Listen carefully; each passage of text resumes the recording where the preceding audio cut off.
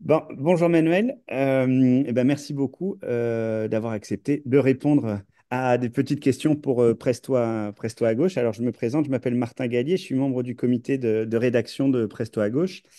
Et donc j'ai le plaisir d'échanger aujourd'hui avec Manuel Salamanca Cardona, qui est membre du Centre des travailleurs et travailleuses immigrants à Montréal, afin notamment de discuter de l'immigration. Alors pour Presto à gauche, c'est un enjeu particulièrement important, alors que le gouvernement caquiste et une majorité du camp nationaliste développent aujourd'hui un discours raciste en présentant les étrangers comme un danger pour le Québec, pour les services qui portent atteinte aux services publics, tant en matière de santé que de logement, que sur la langue, que la culture et l'avenir de la nation québécoise. Bref, les étrangers sont présentés comme la cause de tous les problèmes sociaux du Québec. Alors je suis ravi d'échanger avec Emmanuel avec Manuel, pardon, sur cet enjeu, lui qui connaît bien cette pratique, cet enjeu. Alors, Manuel, tout d'abord, est-ce que tu accepterais de répondre à quelques petites questions sur toi? Peux-tu nous dire d'où tu viens et comment tu es arrivé à venir amener à travailler pour le CTI? Bien sûr, merci Martin pour l'opportunité. Bon, je viens de la Bolivie, j'arrive comme étudiant international à 2012 pour faire un doctorat en éducation à l'Université McGill, ici à Montréal. Donc, mon superviseur était Assis Choudry, qui il était dans ce moment professeur à la faculté d'éducation de McGill. Et par, par voie de Assis, es que j'ai été contacté avec le Centre de travailleurs immigrants parce que j'étais intéressé par la problématique immigrante en ce moment. J'ai pensé développer ma thèse. Avant, je voulais développer ma thèse sur notre enjeu, sur notre sujet dans mon pays, mais j'ai changé de sujet et de topic à une chose plus locale, plus d'ici. Et la première chose qui est venue à ma tête dans ce moment, c'était l'immigration, comme j'étais un immigrant aussi en même temps. Donc, comme Assis Choudry était mon superviseur et en même temps, il était part du conseil d'administration du CTI, il m'a mis en contact, il m'a demandé est-ce que tu aimerais aller à une réunion du CA de CTI pour connaître qu'est-ce qui se fait au CTI. J'ai dit OK, je vais aller. Donc, j'ai arrivé au CTI à une réunion du conseil d'administration. J'ai commencé à voir qu'il y avait la possibilité de faire ma thèse là, mais en même temps, c'était une approche différente. J'ai commencé à développer une liaison avec les gens du CTI, etc. Donc, pour faire un petit résumé, j'ai commencé à faire ma thèse là, basiquement mon travail d'approche au terrain là, sur la problématique immigrante, et à commencer à lire sur la question migratoire, à m'informer plus sur la question migratoire au Canada. Donc, vraiment, ça a changé ma vision du Canada en ce moment. D'un côté, pour toute la littérature qui parlait de toute la construction de deuxième, troisième catégorie de gens au Canada par voie des politiques migratoires, et comment ça s'expresse dans les endroits de travail, la discrimination au niveau sociétal, et en même temps avec le travail de terrain, d'approche, avec le militantisme du CTI, mais avec les processus de soutien que le CTI développait avec les travailleurs migrants. J'ai constaté un terrain que c'était vrai les choses que je lisais, mais et même pire que la littérature. Donc, à partir de ça, ce que j'ai développé ma thèse, que ça a été autour des pratiques des abus des agences de placement, qui était on va dire, c'était un phénomène relativement nouveau à Montréal à 2012-2013 parce que vraiment ça a commencé beaucoup à avoir des agences de placement qui utilisaient les main-d'œuvre immigrantes. Après la crise, je pense, au pendant la crise de 2007-2008, parce que c'était une stratégie du capital pour sortir de la crise ici. Donc, il y avait une agrandissement, ça agrandit beaucoup les business des agences, non? Donc, à partir de ça, j'ai décidé d'étudier la situation des travailleurs d'agence et participer même à l'organisation des travailleurs d'agence qui se commençait à passer au CTI. Non? Donc, à partir de ça, j'ai développé la recherche, mais en même temps, mon militantisme, je m'engageais au CTI peu à peu. Et bon, j'ai devenu un collaborateur du CTI, un bénévole, un militant. Et après tout ce temps de collaboration, j'ai passé pour comprendre des autres éléments reliés à la problématique migrante, pas seulement le sujet des agences, mais aussi avec les travailleurs étrangers temporaires, aussi avec les personnes sans statut. Et, bon, en général, j'ai commencé à comprendre beaucoup comment l'articulation entre politique migratoire, globalisation, etc., a produit des gens vulnérables ici qui servent comme main d'œuvre pas chère pour les employeurs ici. À partir de tout ça, est-ce que aussi j'ai commencé à regarder la mobilisation parce que la thèse était autour de ça, comment se développent les connaissances sociales à l'intérieur d'un mouvement social comme un mouvement social duquel c'est le centre de travailleurs de CTI il est part du mouvement social, on va dire, pour la justice migrante, pour un mouvement social qui, on va dire, que c'est allié du mouvement ouvrier, non? Donc, à partir de ça, c'est que j'ai commencé à avoir une actuation plus politique à l'intérieur, en même temps que j'ai développé ma sujet de thèse. Et je m'impliquais, j'ai collaboré aussi avec la clinique légale, j'ai pris des cas, j'ai compris comment ça se marche, les lois de travail, j'ai appris sur comment faire des plaintes, etc. Tout ce processus de participer à l'organisation, mais en même temps de soutien à les travailleurs migrants et de comprendre les différents statuts et les répercussions que ça a sur les droits de travail. À partir de ça, est-ce que enfin, j'ai fini par travailler et été embauché par le Centre de travailleurs migrants à 2023. Et maintenant, je suis comme un organisateur communautaire là. C'est ça un peu mon histoire. C'est plus dense que ça, mais ouais. Et elles étaient dans quel domaine, ces premières mobilisations que tu étudiais? Dans quel domaine travaillaient ces travailleurs d'agence? Partout, partout. Mais généralement, quand j'ai arrivé, il y avait deux vertientes de travailleurs quand j'ai arrivé que j'ai connu.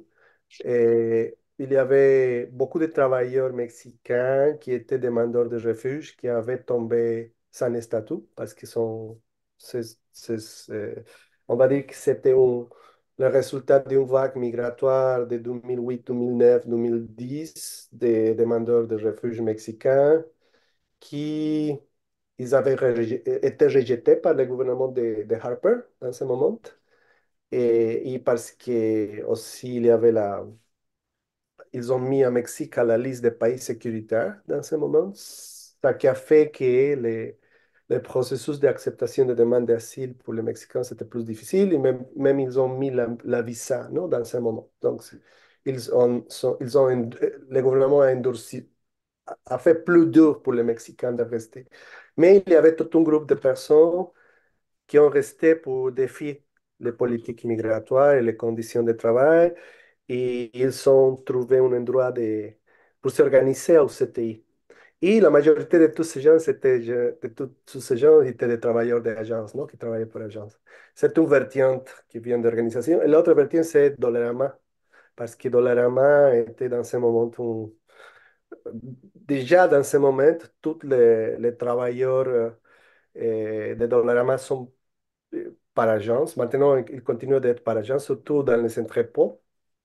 Et si tu visites, par exemple, chaque jour à 3 heures le métro La Savane, tu peux regarder la ligne de travailleurs qui sortent de Dollarama et la ligne de travailleurs qui rentrent à Dollarama pour les prochains shifts. Donc, tous sont travailleurs d'agence. Maintenant, il y a comme 8 ou 9 agences pour toute la main-d'œuvre de l'entrepôt de Dollarama, là, à Métro La Savane. Et dans ce moment, je pense qu'il était 5 agences et la totalité par agence de ces travailleurs. Et en même temps, il y avait beaucoup de problèmes de violation des normes de travail, mais aussi violation de la santé et sécurité, beaucoup d'accidents et des choses qui passaient avec les travailleurs. Donc, à ce moment, c'est qu'au CTI, que ça a commencé en 2010, ça a commencé à former il y avait l'idée de former une association, l'association des travailleurs et travailleuses d'agences, pour s'occuper directement de l'enjeu des agences. Ok. Et mon enfant, désolé. Non, tout va bien. Non. Oui, c'est ça. Donc, à partir de ça, les outreach qu'on a développé tout le temps, j'ai compris la dynamique du marché de travail périphérique autour des agences. Et j'ai fait les contrastes avec la littérature et la recherche que ça a commencé dans ce moment aussi, parce qu'il y avait beaucoup d'attention plus maintenant dans ce moment dans les agences. Et j'ai choisi de faire la recherche sur les agences, mais aussi en même temps les processus de mobilisation, d'organisation à partir de ce type pour répondre à toutes ces précarisations du travail, comment les travailleurs sont capables de... Comment à l'intérieur de ce pays, il est possible de conformer, de se former leaderships qui ont contribué, par exemple, à le changement de la loi en 2018 pour réglementer les agences, non? Pour avoir certaines réglementations sur les agences, non? Certaines limitations. Bah alors, on va peut-être y revenir tout à l'heure. Là, je voudrais juste savoir, est-ce que tu peux nous expliquer comment fonctionne le CTI, qui vous Ça, êtes, combien il y a de... Alors, tu vois, j'ai plusieurs questions, mais vous êtes combien d'employés, quelles sont vos principales campagnes, enfin, et vos principales revendications, les objectifs historiques un peu du CTI. oui. Bon, le CTI, c'est pas, c'est un centre de travailleurs et on va dire que c'est un exemple d'une vague de centres qui a commencé à passer en Nord-Amérique à partir des années 80 aux États-Unis. Ils ont commencé il y a beaucoup de centres qui ont commencé à apparaître aux États-Unis et même maintenant au Canada. C'est tout comme une vague d'organisations qui ont émergé parce que les syndicats n'étaient pas capables de répondre à une réalité nouvelle qui était l'immigration massive des pays du Sud global, non? Donc, il y avait des profils de travailleurs nouveaux, différents, très précaires, pas syndiqués et sans possibilité de se syndiquer vraiment, donc avec un processus de syndicalisation difficile pour les limitations migratoires, on va dire, des statuts migratoires, etc. Donc, il a commencé une vague de création de centres de travailleurs comme des endroits où les travailleurs migrants pourraient arriver pour s'organiser et défendre leurs droits, leurs propres droits. Donc, c'est ça le centre. Le centre a commencé à travailler en 2000, l'année 2000, et avec un petit financement, seulement pour ouvrir un programme de formation sur droit. Mais dès l'instant que le centre a été ouvert, ils ont commencé à arriver des travailleurs qui demandaient de l'aide pour faire des plaintes. Donc, au commence, il y avait on va dire, un travail de clinique légale, de soutien, mais en même temps, des processus de formation, des ateliers sur dissémination des droits de travail pour que l'éducation populaire. Et à partir de ça, ça a commencé à conformer à certains leadership, non? Donc, il y a trois lignes de travail, on va dire, le leadership, l'éducation et le soutien légal. Et tout ça dans une synergie qui va créer différentes campagnes, non? Pendant le temps. Et ces logiques continuent au CTI, mais maintenant plus complexe parce que ça a grandi le CTI pendant les années, les problématiques aussi. Et il a développé un cadre analytique à l'intérieur. Ça a développé un cadre analytique à l'intérieur qui articule politique migratoire, globalisation, racisme, droit de travail, etc. Donc, les, peut-être une chose pour finir pour comprendre le CTI, c'est que le CTI, il a une mission politique euh, ouverte, qui est dite ouvertement. Il n'est pas comme un organisme communautaire d'intégration, comme on les connaît autour de la problématique migratoire. Il y a ouvertement une mission politique. Et on essaye, par exemple, c'est pas qu'on essaye, mais on mentionne pas si tu regardes la discursivité dans des autres organisations communautaires, toujours les organisations communautaires, ils utilisent la mot client. On n'utilise pas la mot client parce que c'est comme c'est comme part de la discursivité des organisations communautaires qui seulement sont comme des partenaires juniors de l'État pour donner des services individualisants. Et basiquement, on essaye de ne pas faire ça. Mais si on a une clinique d'aide légale, oui, mais c'est un processus pour recruter des gens et continuer avec l'analyse et la construction collective de mobilisation. Et de notre côté, donc, déjà là, il y a une critique au secteur communautaire, non? Son transformation, son énergéisation, on va dire, dans les années 90. Mais de l'autre côté aussi, il y a de manière inhérente une critique aux syndicats, on va dire oui, aux syndicats, aux organisations syndicales et au syndicalisme, qui ne veut pas dire que nous sommes contre le syndicalisme, non, nous sommes pro-syndicalisme, mais on essaie de mettre lumière sur les limitations des syndicats, vu que c'est vraiment difficile pour les syndicats encore. Déjà là, dans ce moment, mais encore il continue pour intégrer à les immigrants et migrants dans la vie syndicale et pour organiser les travailleurs migrants et immigrants pour syndiquer, non? Deux choses qui sont bien difficiles encore pour les syndicats.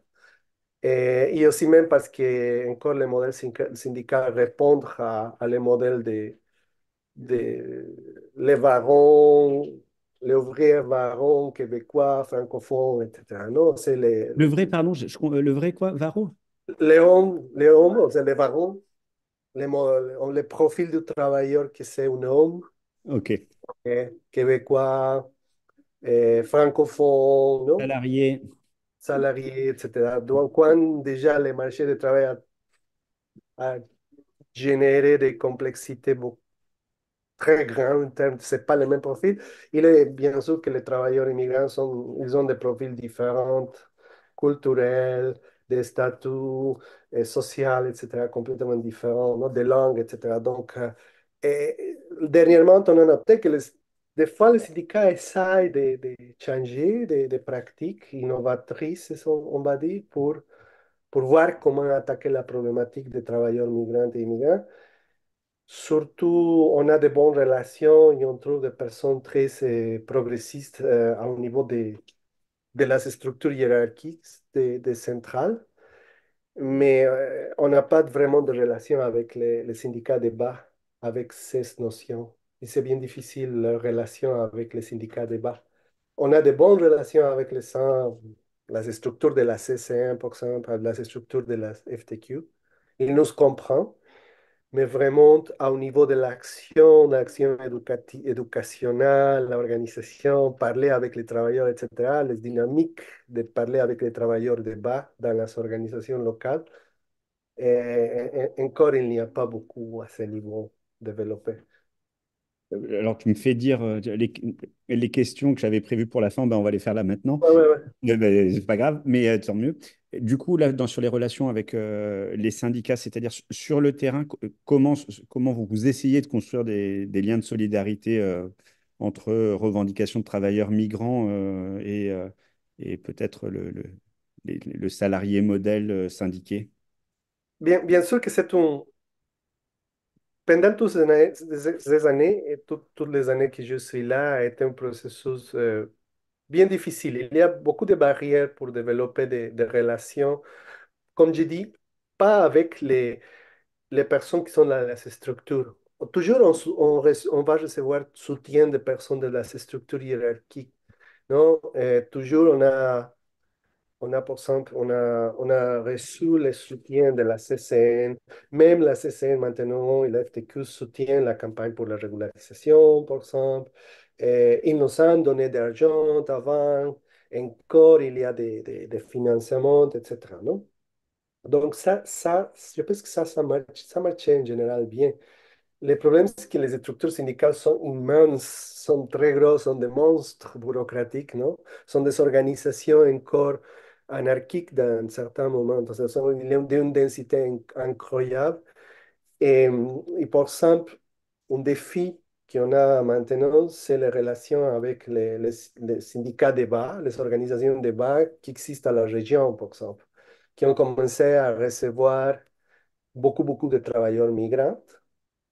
Et c'était souvent la situation, mais même à Montréal, qui arrivent des travailleurs qui ne connaissent pas qu'ils sont syndiqués. qu'il n'y avait pas aucune personne, aucun représentant syndical qui les a expliqué qu'est-ce que c'est un syndicat, qu'est-ce que c'est la convention collective, de les expliquer la convention, de faire une séance d'information pour bien les expliquer, pour les commencer un processus d'intégration à la vie syndicale, etc. Donc, ces processus sont absents encore dans plusieurs organisations de base syndicale. Donc, souvent, le problème, c'est que quand un travailleur arrive et on doit faire un plaint à la CNST, la première chose qu'on note, si la personne est syndiquée, la CNST va rejeter la plainte parce que c'est de la compétence syndicale. Donc, ça nous crée un problème parce qu'on doit aller dire au travailleur, tu dois trouver le représentant syndical parce qu'il faut faire un grief. Et il me dit, mais je ne sais pas qui est la personne. Si je l'appelle, il ne me répond pas. Ou je ne parle pas français, la personne ne parle pas espagnol ou une autre langue, etc. Donc, ça, c'est fait difficile vraiment de faire réagir aux gens à un niveau débat. Mais il y a des cas de collaboration où on peut trouver des gens aussi qui sont plus ouverts, certaines fois. Et vous parlez maintenant d'un cas, on a un cas d'un hôtel maintenant à Chicoutimi, parce qu'il y avait beaucoup de problèmes avec les travailleuses. Il était travailleuse qui fait les ménages dans les chambres, qui sont temporaires. Mais on était capable, par voie d'un allié, d'un syndicat, de faire la liaison avec les représentants syndicaux. On a organisé les travailleurs, on a fait la traduction pour avoir des réunions et que les travailleurs peut expliquer à les représentants quels sont les problèmes. Même que les représentants syndicaux peut les expliquer comment ça marche les syndicats et tout ça. Donc, on a déjà 3 réunions avec une liste de demandes plus claire pour l'employeur, etc. Donc, ce processus, pour ça, c'est un exemple. Il y a des exemples qui marchent bien. Mais il y a des autres exemples qui on essaie de faire la relation avec les représentants syndicaux, mais ça ne marche pas. On a des cas de travailleurs qui ont été laissés à son propre sort. On a C'est-à-dire, essayé qu'est-ce que ça d'avoir, veut dire? pardon, Qu'est-ce que ça veut dire laisser à son propre sort, par concrètement? ça, parce que quand on les explique, on essaye de faire une intermédiation avec les représentants syndicaux. Et le représentant syndical nous dit, non, mais est-ce que, non, il était congédié, mais on ne peut pas faire un grief parce qu'on a passé déjà le temps pour faire la grief syndicale. Mais écoute, il y avait un cas de cas de soudeur dans la région. Donc, je lui dis, écoute, mais vous savez, ils sont s'est approchés à vous. C'est pas vrai? Oui, ils ont expliqué la situation, oui. Donc, pourquoi est-ce que vous jamais les expliqué qu'il était, il était possible pour les travailleurs de faire un grief? Mais maintenant, il n'est pas possible de faire un grief parce que ça passait le temps, non? Et je lui dis, c'était votre mission. Mais de même, il y a des fois des, comment on dit, des chicanes, non? On a des chicanes avec certains représentants syndicaux. Après ça, ces personnes ont été changées. Et Des notre chicanes, c'est quoi? représentant syndical, on a eu une autre réunion avec un autre représentant syndical qui nous a promis de donner des avocats pour les plaintes qui ont été acceptées finalement à la CNST pour harcèlement psychologique, mais jamais après plusieurs courriels, jamais, après ces réunions, on a essayé de continuer la communication, aucune réponse. Il était promis que les travailleurs auront recevoir un avocat de syndicat, mais jamais passé quelque chose. Donc, c'est ça, ça dépend. C'est un processus dur.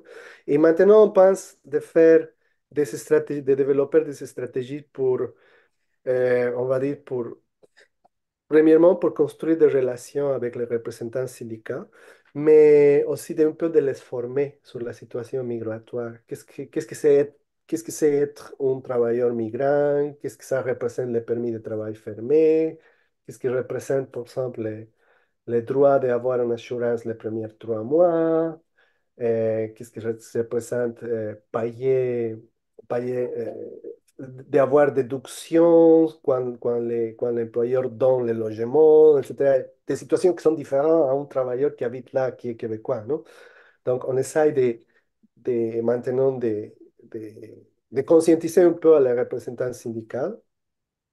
Et vous faites ces actions par entreprise où vous avez des travailleurs qui vous ont contacté ou vous faites ça en lien avec les... De travailleurs qui nous contactent, à partir des travailleurs qui nous contactent. Et des fois, c'est vraiment difficile parce que on peut pas, on n'a pas le temps parce que nous sommes surchargés. Et des fois, il n'y a pas de réponse du syndicat. Et des fois, il y a des réponses des syndicats. Ou des fois, on utilise une autre personne qu'on connaît dans les syndicats qui est capable de conscientiser à les représentants syndicaux pour qu'ils nous écoutent, non? Pour qu'ils nous écoutent. Donc, ça dépend, ça dépend. Mais o- à mon avis, à notre perception, en réalité, il y a des gens qui peuvent réagir dans les syndicats, mais encore, il faut faire plus de la part des syndicats pour conscientiser à tous les représentants syndicaux des différents syndicats. Et aussi, ça dépend des différentes cultures syndicales. La FTQ, c'est différent que la CCN. Et les modes de travail, la manière de travailler, c'est différente. Qu'est-ce qui est Par différent? exemple, oui, par exemple, locaux de la FTQ, c'est là où ça se passe la vie syndicale vraiment et pas dans la personne qui est choisie, qui est dans l'usine, non? Il faut chercher la personne dans les locaux. Dans le cas de... Ici, c'est mieux de parler avec ces personnes. De côté de la CC, c'est différent, par exemple, à côté de la CC, ça dépend, mais l'agent de la CC nous dit, on a un modèle de travail différent à la FTQ. Non, on donne les services à les syndicats de bas. Par exemple, s'il faut faire la négociation collective, ils nous demandent une personne qui vient de la centrale pour parler dans le processus de négociation collective, une personne de soutien. Et ça dépend si les syndicats de base c'est plus combatif, c'est différent. Il y a des syndicats qui sont plus statiques, plus passifs, on va dire, non? Et il nous dit, ça dépend de la demande. Et c'est dans quel domaine aujourd'hui que vous aidez le plus de travailleurs migrants? Dans quel domaine vous les retrouvez dans tout type d'activité, hôtellerie, usine, Maintenant, entrepôt? il y a plusieurs dans la santé. Il y a, Santé, c'est-à-dire santé, hôpitaux, ça veut dire, par exemple, par exemple, personnes qui travaillent dans comment se dit? Comme infirmière, comme aidante dans les maisons pour les âgés, et aussi pour les ménages. Aussi, on a beaucoup de soudeurs, beaucoup de soudeurs qui ont arrivé de Colombie, de Mexique, beaucoup dans les secteurs de l'alimentation, parce qu'on a des personnes qui travaillent dans des grosses entreprises d'alimentation et la transformation d'aliments. On a aussi dans les secteurs de transport, conducteurs de camions, donc, qui sont philippines, beaucoup de Philippines qui viennent comme ça. Et avec quel autre cas, o sea, on a dans les secteurs d'entreposage aussi, il y a beaucoup, ¿no? Des ils viennent entrepôts. d'où? Ça dépend, ça dépend. Par exemple, dernièrement, après la pandémie, avec la croissance des, parce que, seulement pour donner un contexte, avant la pandémie, la majorité des gens qui arrivaient comme travailleurs temporaires étaient dans le secteur agricole, non? Et la santé, il y avait un secteur important aussi. Les autres secteurs avaient des portions plus petites. Mais maintenant, si on regarde les données, on va voir que la majorité des gens sont des autres secteurs. Maintenant, il y a plus de gens de temporaires dans des autres secteurs que dans l'agriculture. Ça veut dire que soudeur, machinerie, machiniste, conducteur de camions, santé, etc., ça a grandi beaucoup. Donc, il y a plein de tous secteurs. Et on a des gens qui donnent des services, comme par exemple cuisinier. Cuisinier, il y en a beaucoup. Le dernier cas de New Rest, tu as écouté les cas de travailleurs de New Rest, de l'entreprise qui donne de la nourriture, qui fait la nourriture pour l'aéroport. L'entreprise qui fait la nourriture, il a embauché beaucoup de travailleurs temporaires qui sont de la Colombie, de l'Algérie, de Chili et la majorité de Mexique. Donc, on a vu une croissance, beaucoup de mis immigrants latinos, et Mexique, Guatemala. Euh, Colombie. Colombie se ressent beaucoup, beaucoup pour les traités de libre d'échange. Chili aussi beaucoup pour les traités de libre, les traités de libre échange avec le Canada. Et aussi du Maghreb, du nord de l'Afrique, beaucoup. Ouais, c'est ça majoritairement l'augmentation qu'on a vue. Et tous ceux dont tu me parles, qui viennent des Philippines ou qui viennent de Colombie ou de Chili, c'est des travailleurs temporaires avec des visas de 6 mois, 2 ans. Oui, oui, oui, oui, oui. Y ça dépend, ¿no? La majorité sont des travailleurs qui viennent à bas salaire, des programmes de bas salaire, mais il y a des autres qui viennent avec les programmes de haut salaire, non? Mais la majorité qui vient, les plus de protégés, les deux programmes, les deux travailleurs sont vulnérables, mais la majorité qui vient avec nous sont des travailleurs avec bas salaire. C'est le programme Et de bas salaire, parce qu'il y a une division du programme, non? alors, bas salaire, ils sont avec des visas temporaires également? Oui, oui, oui, oui. Et de combien de temps? Pardon? Et combien de temps dure le visa?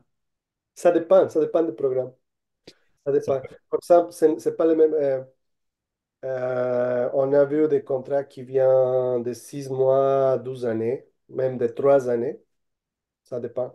Parce que ça dépend aussi de. Parce que dernièrement, une chose qui c'est un phénomène, on va dire, dans les politiques migratoires, c'est la complexisation des politiques migratoires selon les différents accords avec les différents pays. Il y a des différentes règles, chaque fois plus complexes. C'est un labyrinthe de naviguer sur le système migratoire maintenant. Donc, ça, c'est un problème parce que pour nous, chaque fois, si bien on a une personne qui est un spécialiste avocat en immigration, même l'avocat doit chercher toute l'information avant de savoir un cas, non?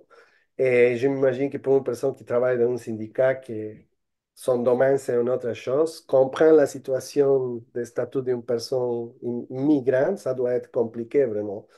Même pour les organismes communautaires que des fois bon, je sais voir des travailleurs migrants à la région, ils nous appellent pour comprendre, a ver, est-ce que tu me peux aider à comprendre dans quel programme il est là, qu'est-ce que ça veut dire son permis de travail fermé, qu'est-ce qui passe s'il est changé, est-ce que son permis de travail fermé dans ce programme spécifique, avec cet accord de libre-échange, le permet d'aller à travailler dans un autre endroit physique, mais c'est la même entreprise. Il y a des différentes choses que maintenant il faut chercher avec détail pour comprendre la violation, la situation.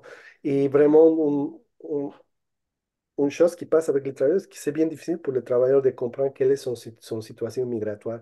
Parce que toutes ces personnes ne font pas par soi-même le processus migratoire, elles utilisent des intermédiaires.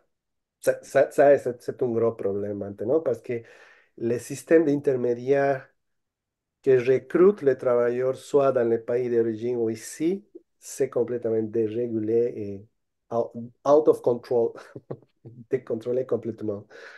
Et oui. Vas-y, vite. Bah, est-ce que les travailleurs, justement, là, qui viennent et que vous aidez, ce sont des travailleurs donc, qui sont déracinés et ils ont leur famille avec eux et elles? Des fois, oui.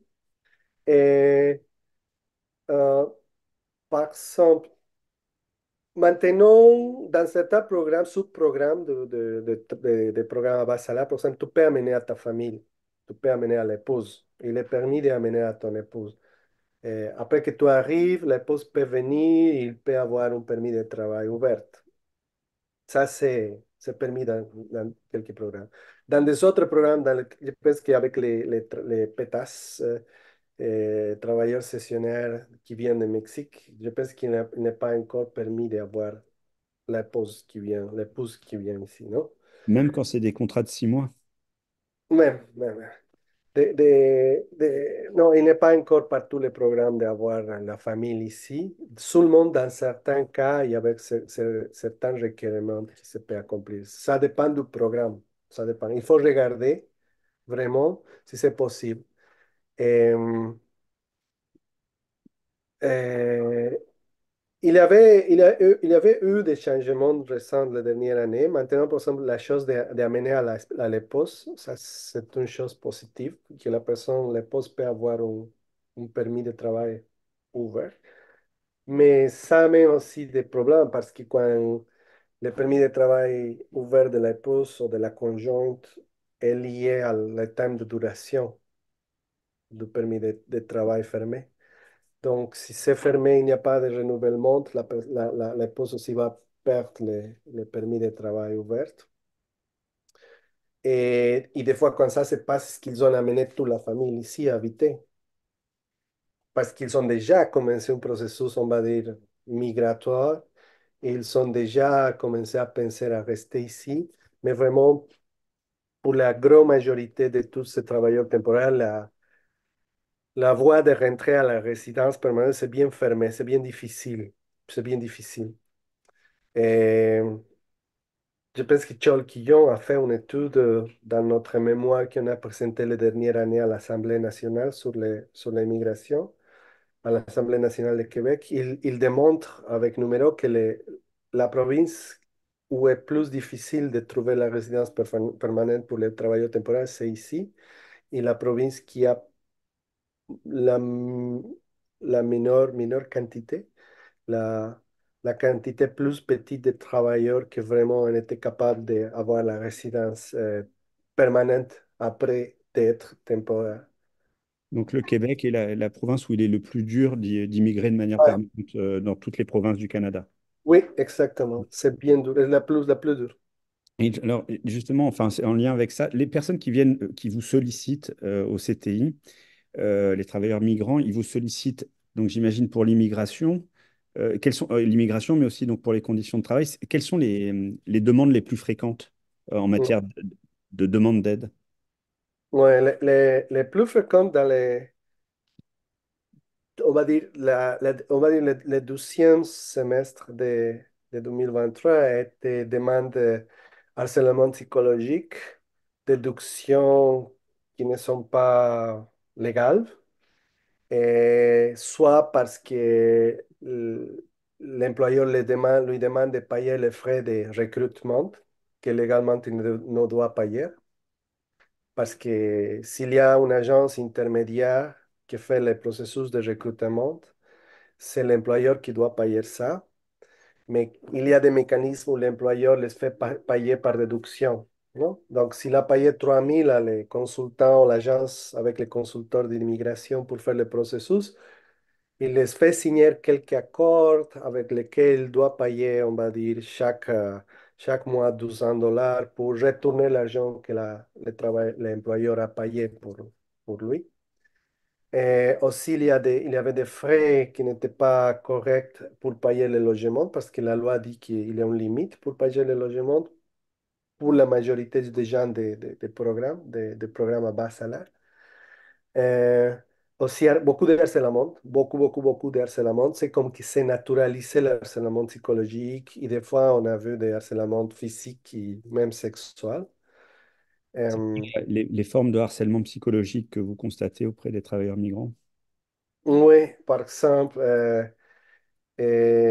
c'est l'harcèlement comme, euh, on va dire l'harcèlement direct, ça existe de part de collègues qui ne sont pas migrants, comme des Québécois, mais des superviseurs, non? L'harcèlement direct.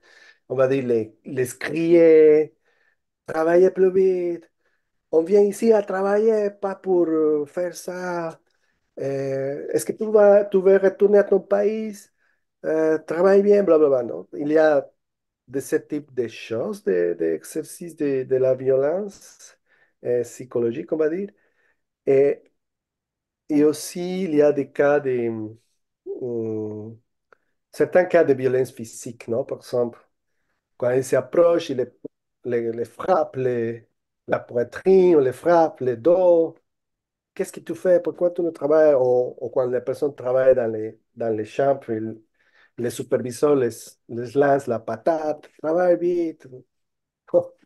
Il y a ce type de traitement. Ou quand ils sont maltraités, et il y a des cris, ils sont maltraités dans la transportation, dans les bus ou dans les vans des agences, non? Pourquoi ils sont maltraités dans les bus? Ah, des fois parce que, allez, allez, allez, rapide, rentrez, allez-vous, non? Parce que il y a comme cette subcatégorisation des gens où les superviseurs croient qu'ils peuvent crier aux gens, non? Dans le cas de New Rest, par exemple, ça a été les personnes qui ont venu de New Rest, ils ont parlé beaucoup, beaucoup de choses. Des exemples de harcèlement psychologique, des insultes, etc. On reçoit beaucoup de ce type de cas. New Rest, on est d'accord que c'est ceux qui préparent les repas pour les avions Ouais, ouais, ouais, oui, c'est ça, c'est ça. à l'aéroport de Montréal. Mhm, mhm, mhm. À Dollarama aussi, il y a des plaintes sur les superviseurs de Dollarama. Et à Amazon, parce que c'est différent, il y a des différentes choses pour ça. À Amazon, c'est une chose particulière parce qu'on parle beaucoup de harcèlement caché à Amazon. Parce qu'il y a un système à Amazon. Et maintenant, on a une campagne tout à Amazon pour comprendre bien qu'est-ce qui se passe à Amazon, pour développer un cadre analytique. Mais on fait on participe de la recherche avec des académiques comme Jeanne de GDF, par exemple, non? Et il y a cette chose qu'on pense que c'est un type de harcèlement caché par voie du modèle de travail numérique, non? C'est un modèle complexe. Donc, il y a une cadence de travail. C'est pas le superviseur qui te fait le harcèlement. C'est un système qui te fait le système numérique à partir de voir ta cadence. Il y a un contrôle que tu ne connais pas qui regarde. Il y a des gens, information centralisée, des gens qui connaissent ton cadence. À partir de la cadence de tous les travailleurs, il y a comme une prévision de productivité pour la prochaine semaine. Et après, les gens ne connaissent pas ça. Il vient à travailler la prochaine semaine et la cadence est marquée, non? Donc, ce n'est pas le superviseur comme à Dollarama qui vient et te dit, tu dois travailler plus vite, etc. Non, c'est la machine, la cadence imposée, non? Donc, c'est un système encore qu'il faut, lui, comprendre bien dans le sens de qu'on pense que c'est un type de harcèlement caché et que la loi de santé et sécurité, la loi des normes de travail encore est limitée pour voir comment arrêter ce type de maltraitance, de harcèlement, on va dire, parce que dans Amazon, on a plusieurs plaintes de travailleurs migrants et immigrantes, ¿no? Qui sont demandeurs de refuge ou qui sont migrants, quelques temporaires qui sont des conjoints des étudiants, par exemple, qui travaillent là, ou même résidents permanents, qui, qui ont beaucoup de problèmes musculo-squelettiques pour la vitesse de travail et pour un système de travail qui passe de lundi à jeudi 10 heures. Donc, quand on parlait avec les travailleurs, par exemple, le jeudi, la 6 dernières heures de jeudi, ils nous dit, je suis morte. Je suis morte parce que j'ai travaillé 10 heures le lundi, 10 heures le mardi, 10 heures le mercredi. Et la 10 heures de jeudi, je suis morte. Parce que 10 heures, il y a une différence entre 8 heures par jour pendant 5 jours que 10 heures pendant 4 jours, non? Donc, c'est vraiment... Donc, voilà, ouais, c'est ça. Ouais. Et, de l'autre côté, par exemple, à Amazon, il y a tout un système, le système AmCare, qui s'appelle, qui basiquement, c'est comme une manière de décourager les travailleurs à faire demande à la CNSST, de compensation, etc. Donc, c'est un système d'assurance interne de Amazon où il y a une infirmière, par exemple, dans les endroits de travail, et une assurance interne. Et des fois, il y a des travailleurs qui nous ont dit, c'est comme qu'ils te découragent de remplir le formulaire ou de faire la plainte, ou non, la demande à la CNST pour question de santé et sécurité. Ils vont t'envoyer à la maison avec une Advil et quelque chose, et tu vas retourner dans une semaine, non? C'est une manière d'éviter que les cas, l'accident, la lésion professionnelle, ou quel que soit, rentrent au système de la CNSST. Non? C'est comme un une barrière, une première barrière, on va dire, non? Et Euh, justement, j'allais te demander comment ils arrivent ou comment vous arrivez à déposer plainte alors qu'il s'agit de travailleurs temporaires qui risquent, enfin, en déposant plainte, qui évidemment se mettent à risque d'être renvoyés et du coup expulsés aussi du territoire. oui, maintenant il y a une ressource qui s'appelle le permis de travail ouvert pour travailleurs vulnérables. Donc, des fois, on a besoin, c'est ça une différence, je pense, au CTI, parce que quand un travailleur vient et arrive à la clinique légale du CTI, la première chose qu'on demande les travailleurs, c'est de qu'ils nous racontent l'histoire. Qu'est-ce qui a passé? On demande au travailleur après d'écrire l'histoire, non? On essaie de faire une reconstruction en détail de tout ce qui se passe. On demande toutes les documentations qui vont nous permettre d'identifier toutes les violations, parce que des fois, un travailleur vient parce qu'il dit, je t'ai pas payé. Ou tout le monde vient et dit, je t'ai harcelé, non?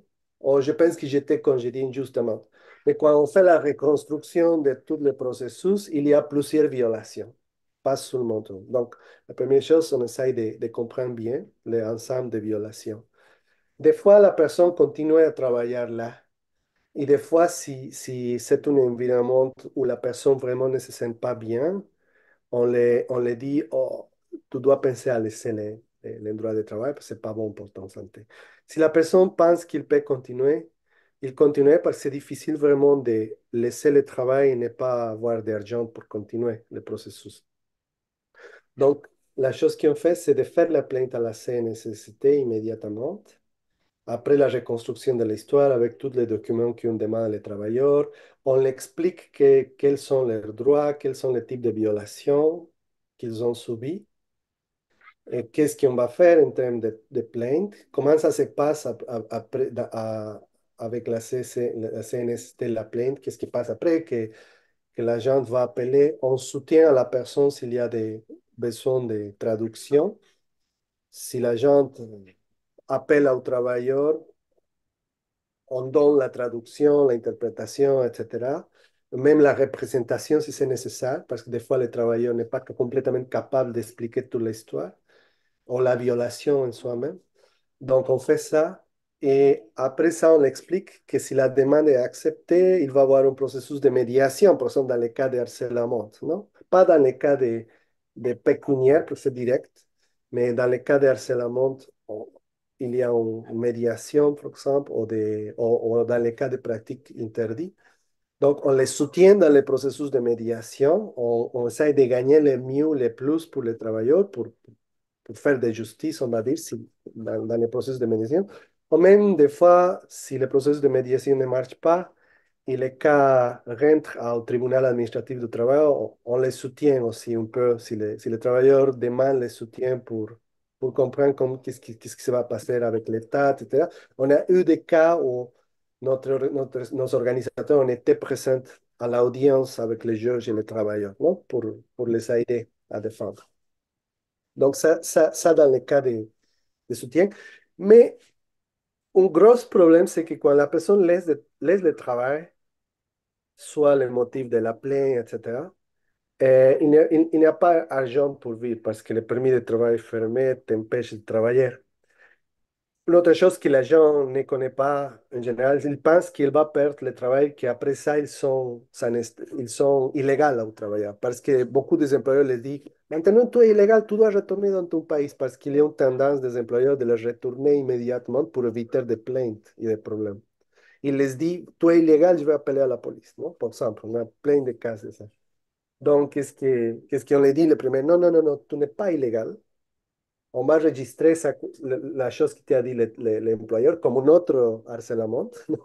Donc, tu n'es pas illégal. Le problème, c'est que tu ne peux pas travailler. Ça, c'est le problème. Mais si on regarde ton permis de travail, il dit 2026 octobre. C'est jusqu'à 2026 octobre que tu es légal dans le pays avec un statut de travailleur. Le problème, c'est que ton permis de travail est fermé. OK? Donne-moi un minute, s'il vous plaît, parce que mes enfants criaient et je vais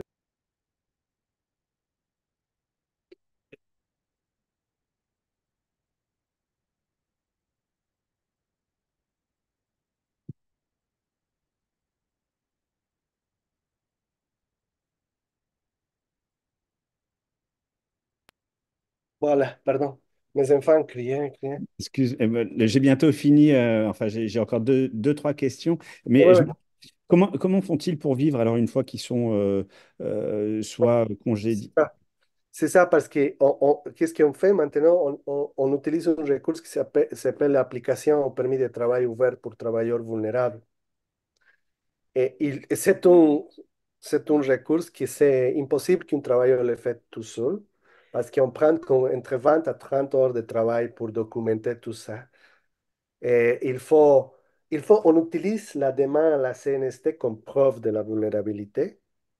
Et on utilise toutes les preuves qu'on a ramassées avec les travailleurs pour montrer la histoire. À nouveau, on fait une lettre avec toute une histoire complète de 7 8 pages, comme une chronologie, avec toutes les annexes de preuves, pour éviter que l'agent d'immigration pense que c'est seulement subjectif la plainte, o sea, la demande, ¿no? Y montrer qu'il y a au moins le risque raisonnable de croire, que c'est raisonnable de croire qu'il y a un risque pour le travailleur. Donc, on essaie de construire au moins ces argumentations. Et d'habitude, avant, c'était bien, il y avait 12 semaines, 3 semaines d'attente pour le permis de travail ouvert. Mais maintenant, juste qu'est-ce qui passe, c'est un autre problème maintenant. On a des gens qui en attendent 3 mois déjà. Et- et- Désolé, parce que nous sommes en émergence maintenant. Bon, on a plein de cas de gens qui en attendent 3 mois déjà une réponse d'immigration pour avoir un permis de travail ouvert. Et vraiment, ils sont bah, dans une situation financière très critique, très critique.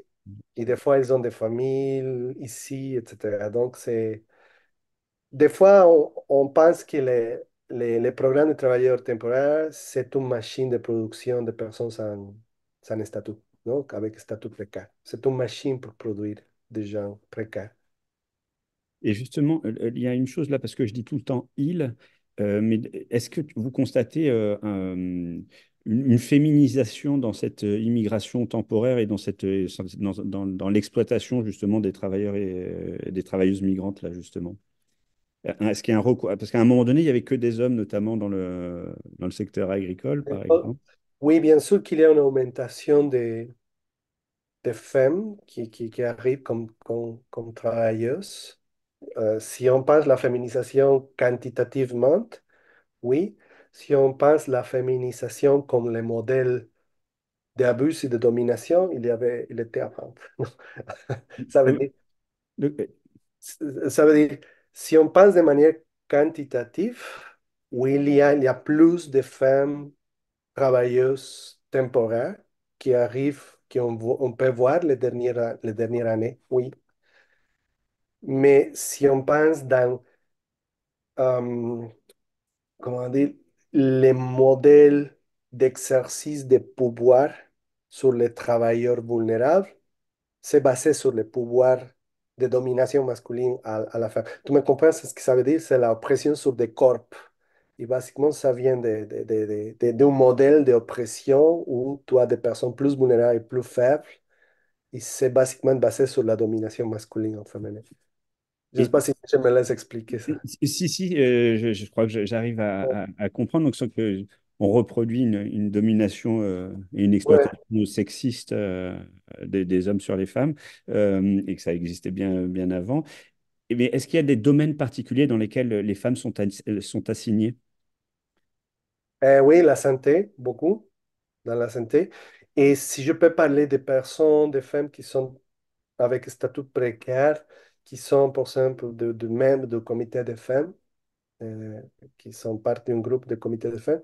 Il y a plein de personnes qui font le travail dans les ménages, dans la construction, dans la construction, surtout dans la partie finale de construction où il faut faire le ménage final de la construction, là, et les services domestiques, bien sûr. Euh, Et il y oui, en a beaucoup qui viennent vous voir proportionnellement par rapport aux hommes? Est-ce qu'il y a... maintenant, il y a, dans les entrepôts, il y a plus de femmes. Dans le secteur de la nourriture, de la transformation de l'alimentation, il y a beaucoup de femmes. Et tout autant plus d'abus, et tout autant d'abus.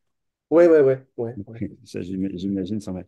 J'ai deux autres questions. Alors, la prochaine, c'est que actuellement, on met sur le dos des immigrants à peu près tous les maux de la société québécoise. Donc, je me demandais si, enfin, on se demandait quelle était l'analyse, vu que tu disais qu'il y avait un mandat politique au sein Ouais. du CTI, parce que c'est un discours qu'on retrouve même à la gauche de l'échiquier politique, même Québec solidaire a martelé à plusieurs reprises, en tout cas ses représentants, qu'il y avait trop d'immigrants, qu'il y avait des abus, etc. Selon mon expérience, j'ai pu noter que cette discursivité, c'est toujours quand on est proche d'une période électionnaire, des élections, ça se commence à percevoir beaucoup de mettre dans la discursivité la relation des problèmes sociétals avec l'immigration, ¿no? Toujours, c'est l'immigration est utilisée comme une plateforme politique pour les élections.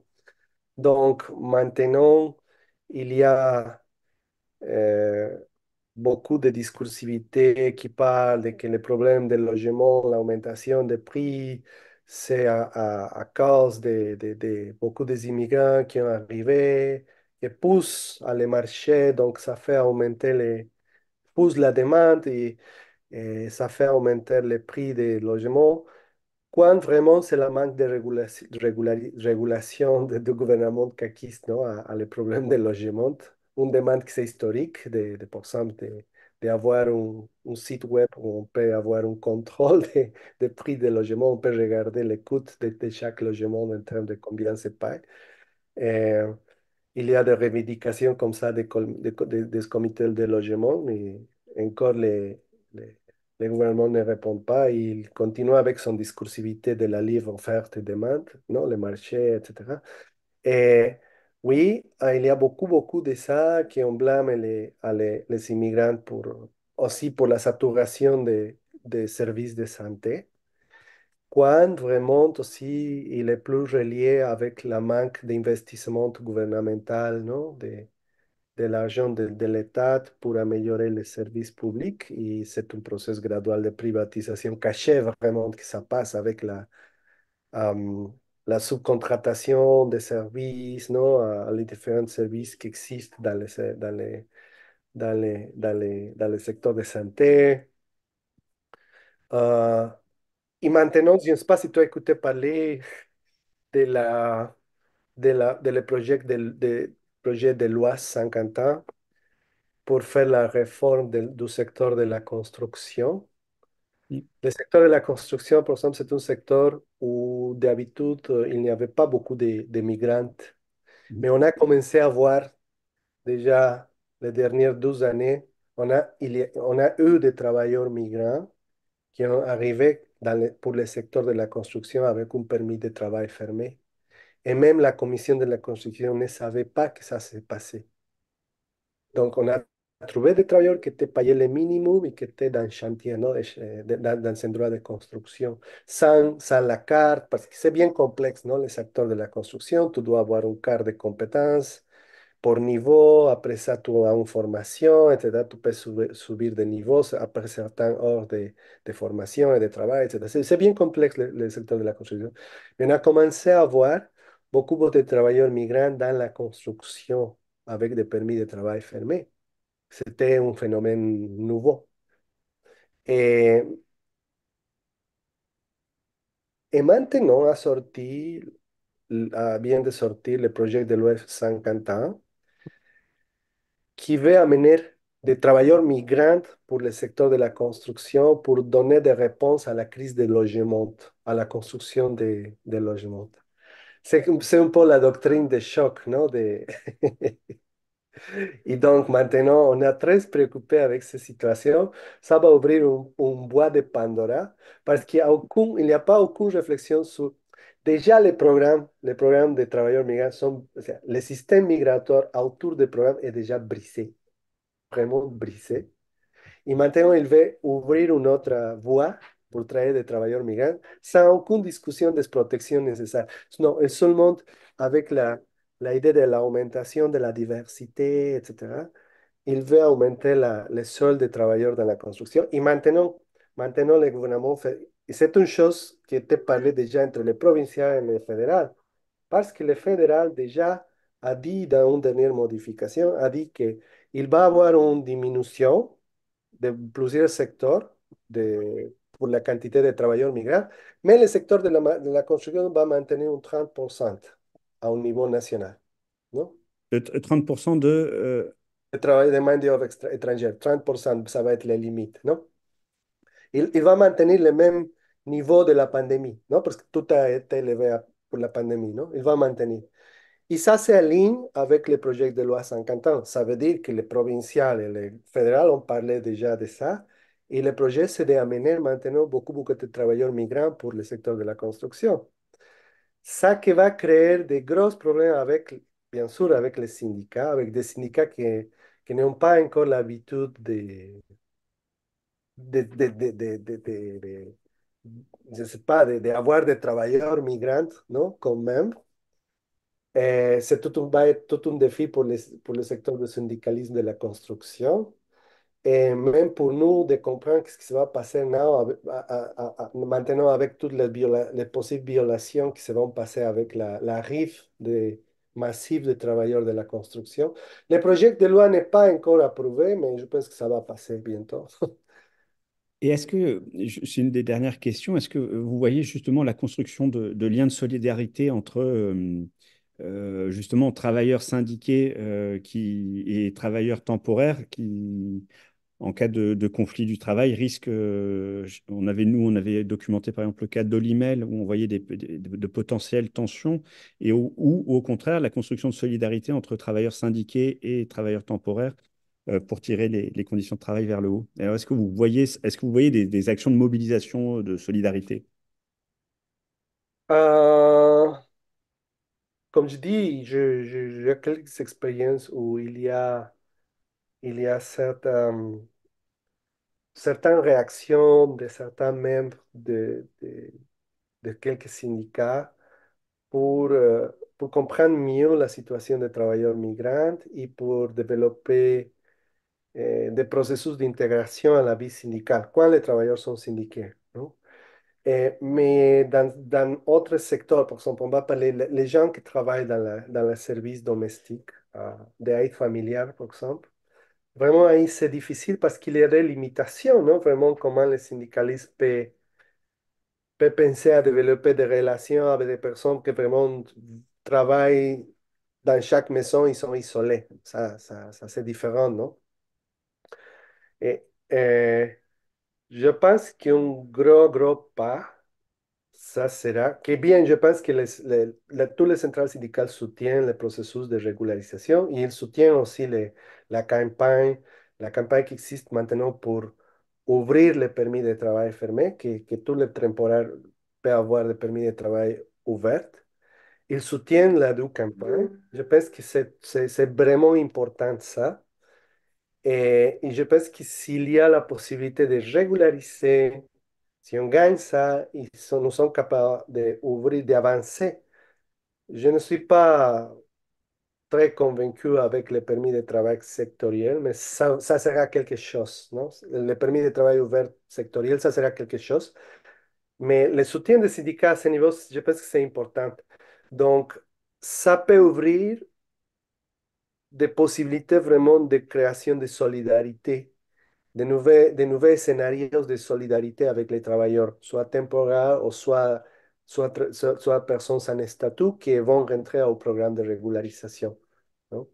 Je pense que ça sera une victoire. Si on est capable de gagner ça avec les syndicats, avec le soutien des syndicats, ça va ouvrir beaucoup de situations de construction de solidarité y éviter les fractions, on va dire la continuación del fraccionamiento, de la, comment dire, la dispersion de l'action collective encore, non? De tout le mouvement ouvrier maintenant. Quand je dis ça, c'est parce que le CTI a un agenda et les syndicats ils ont notre agenda, non? Encore. Mais ça va aider. C'est un processus long, mais je pense que ça peut aider de possibilités, d'opportunités pour développer des scénarios de création de solidarité collective. Et alors justement, c'est pour terminer, c'est quoi actuellement les principales revendications et les principales actions du CTI et les principales actions si on veut aider et qu'est-ce que vous attendez soit bah voilà, des chercheurs, des militants, des partis politiques. Une chose que il y a en concret, par exemple, on aimerait le soutien de Québec solidaire. Québec solidaire, c'est le gouvernement de gauche, mais comme je vais revenir à la question du nationalisme, parce qu'il y a cette question de 10 000, les limites de personnes. Je pense que ce n'était pas le moment pour parler des numéros. Vraiment, c'était le moment de parler de la besoin de régulariser, d'avoir un On programme de parle de la régularisation. limite qui a été fixée par Québec solidaire en disant je Ouais, sais pas, ouais. 30 000 temporaires ou 70 000, peu importe. Oui, oui, ils ont parlé quelques moments de 10 000 parce qu'ils n'ont pas la capacité de faire la... Mais s'ils sont déjà ici, tu me comprends que pourquoi 10 000 seulement si sont déjà, il y a 5 000 déjà qui habitent ici, o sea, quelle est la différence, non? Tu me comprends, o sea. De notre côté, c'était pas vraiment le moment de parler de chiffres, c'était plus le moment de parler, de demander parce que quand tu fais les jeux politiques, tu demandes le plus que tu peux, non? Jamais demande moins, parce que sinon, ils te vont donner moins que moins, non? Ouais, c'est ça. Donc, ce n'était pas le moment pour parler de chiffres, c'était le moment pour parler, demander un programme de régularisation inclusif, le plus inclusif pour tout, en fédéral. C'était la première bataille. La deuxième bataille, c'était ça va venir avec le provincial, parce qu'on va voir si qu'est-ce qu'est-ce que veut dire le provincial avec la proposition du fédéral, non?